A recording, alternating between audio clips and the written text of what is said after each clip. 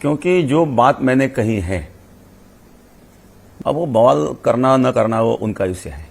बात तो यह है, सबसे पहले इस वीडियो के अंदर हम उस हरामगिरी की बात करेंगे जिसके ऊपर महाराष्ट्र के अंदर 58 एफआईआर दर्ज हो चुकी हैं, लेकिन अभी तक पुलिस का उसके पास में एक बंदा तक नहीं पहुंचा है। ये खुद उस हरामगिरी ने कहा है। सबसे पहले आप लोगों को मैं इस हरामगिरी का इंटरव्यू सुनाने जा रहा हूं। आप लोग इस वीडियो को पूरा देखें, इसका इंटरव्यू सबसे पहले सुने, फिर से इसने क्या कहा है कि मुझे कोई फर्क नहीं पड़ता है। पहले आप लोग इसे सुने, फिर जो मुसलमानों के खिलाफ दिन पर दिन जहर उगल रहे हैं, नफरती चिंटू या जो कि नए नए हरामखोर निकल करके आ रहे हैं, ऐसे ही आप लोगों को पता होगा नीतीश राणे भाजपा के विधायक हैं, वो भी एक चिंटू हैं, एक गंदी नाले के कीड़े। उसने भी बहुत कुछ कहा है कि अगर उसने कहा है कि अगर रामगिरी के खिलाफ किसी ने कुछ कहा तो हम उसकी जुबान नोच लेंगे। सबसे पहले आप लोग इस हरामगिरी की इस वीडियो को देखें कि जिसमें इस हरामगिरी ने क्या कहा है।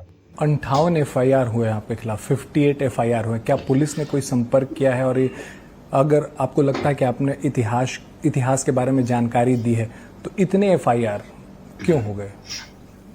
नहीं भाई, एफआईआर किए हैं तो उन्होंने किए हैं, और आज तक मेरे पास वो कुछ आया नहीं है, इसलिए मैं उसके बारे में कुछ जानता नहीं हूँ, कुछ मुझे पता नहीं है। पुलिस ने कोई संपर्क नहीं किया आपसे? नहीं, अभी कोई संपर्क नहीं हुआ। आप कोर्ट जाने का उस विषय में कोई संपर्क नहीं हुआ।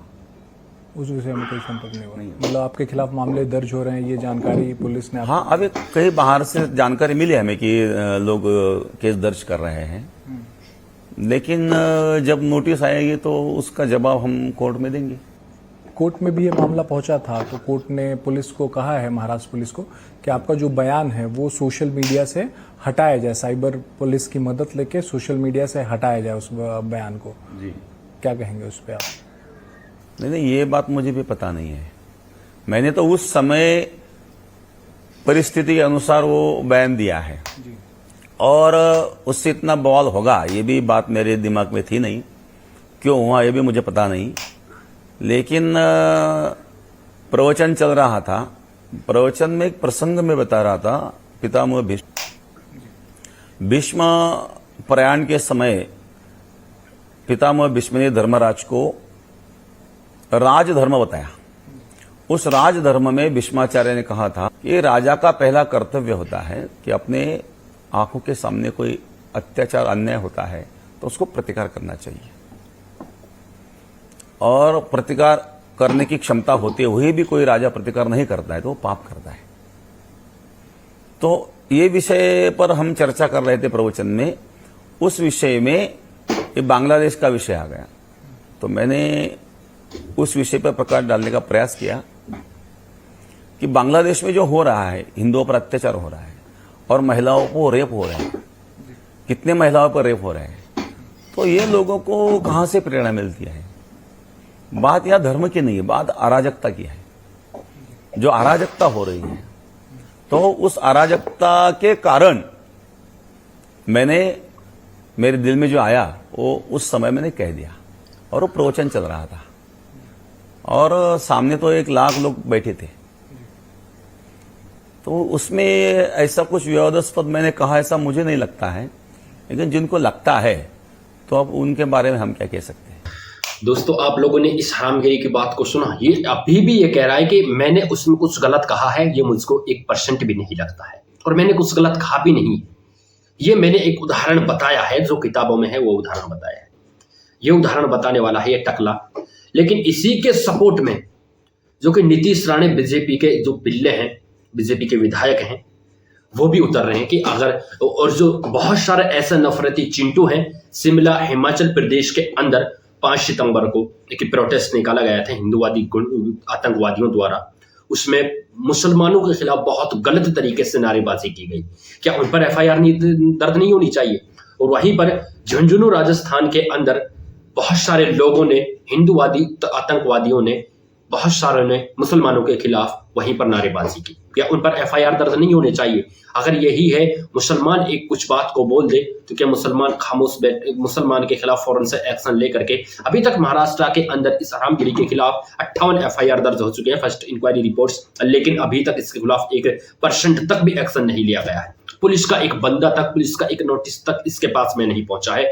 इसको अभी तक कोई भी किसी भी किस्म की, हालांकि सरकार के द्वारा इसको जो कि सिक्योरिटियां दी जा रही हैं, सरकार के द्वारा इसको अच्छे तरह से सरकार का इसको फुल सपोर्ट है। आखिर क्यों इस तरह से सरकार इसको सपोर्ट कर रही है? आखिर हिमाचल प्रदेश के अंदर तो राहुल गांधी की सरकार है ना, उस झूठी जो कि झूठा है वो, उस राहुल गांधी झूठी मोहब्बत की दुकान निकली उसकी। उसने कहा था कि हम मोहब्बत की दुकान खोल रहे हैं, लेकिन उसका वादा, उसका दावा ये पूरी तरह से झूठा निकला। हिमाचल प्रदेश के अंदर तो उसकी सरकार है ना, फिर भी मुसलमानों की मस्जिदों को क्यों तोड़ा जा रहा है? मुसलमानों के खिलाफ नारेबाजियां, गंदे गंदे नारे क्यों लगाए जा रहे हैं? आखिर क्यों ऐसा कर रही है? क्या राहुल गांधी की सरकार कोई एक्शन नहीं ले रही है? वहां पर क्यों नहीं ले रही है? हालांकि मैं आप लोगों को बता दूं कि जो भी ये सरकारें हैं, सभी मुसलमानों को नीचा दबाकर खत्म करने की साजिशें कर रही हैं। कोई भी सरकार मुसलमानों के सपोर्ट में, समर्थन में नहीं है। किसी भी किस्म का मुसलमानों के साथ में किसी का भी हाथ नहीं है। इस बात को अपने जहन में, अपने दिमाग में आप लोग बिठा लो। हालांकि हमारे जो कि AIMIM के नेता हैं, इम्तियाज जलील साहब हैं, वारिस पठान साहब हैं, ओवैसी साहब है, बस यही मुसलमानों के लिए आवाजें उठाते हैं। लेकिन बहुत सारे लोग कांग्रेस के अंदर हैं, सपा के अंदर हैं, जो इंडिया गठबंधन बनकर बैठा हुआ है, मुसलमानों को समर्थन देने वाले हैं। मुसलमान उसमें तकरीबन बहुत सारे मुस्लिम सांसद हैं उसमें, लेकिन अभी तक एक भी व्यक्ति ने, एक भी बंदे ने जो कि कुछ नहीं कहा है, मुसलमानों के सपोर्ट में कुछ नहीं उतरे। हालांकि इमरान प्रतापगढ़ी है, उसने भी कुछ अपनी तरफ से कुछ एक दो बातें कही हैं, लेकिन वो बात नहीं है। मुसलमानों पर दिन पे दिन अत्याचार बढ़ते जा रहे हैं, मुसलमानों को दबाया जा रहा है, मुसलमानों को पूरी तरह से खत्म करने की साजिशें की जा रही हैं, लेकिन अभी तक कोई भी नेता उतर कर सामने नहीं आ रहा है कि आखिरकार ये भी तो भारत के देशवासी हैं, ये भी तो भारतवासी हैं, भारत के अंदर रहने वाले हैं। आखिर कहाँ गया इस देश का कानून और संविधान? कानून और संविधान के जो कि दायरे में रहकर चलने वाले लोग हैं ही नहीं। कानून और संविधान के दायरे से उठकर लोग, जैसे कि आपको पता है नीतीश राणे ने खुलकर बयान दिया है, भड़काऊ भाषण दिया है, दो गुटों को इसमें भिड़ाने की कोशिश की जा रही है, लेकिन उसके ऊपर कब होगा FIR? मुफ्ती सलमान अजहरी साहब के ऊपर एक FIR दर्ज होने पर फौरन उसको पुलिस अरेस्ट करने के लिए आ गई, लेकिन रामगिरी के ऊपर 58 FIR दर्ज हो चुके हैं, इसको अभी तक अल्टीमेटम नहीं पहुंचा है। खैर, क्या कर सकते हैं दोस्तों, बहुत बुरी खबरें मुसलमानों को लेकर के आ रही हैं। मैं आप लोगों को नेक्स्ट वीडियो में उन खबरों को बताऊंगा।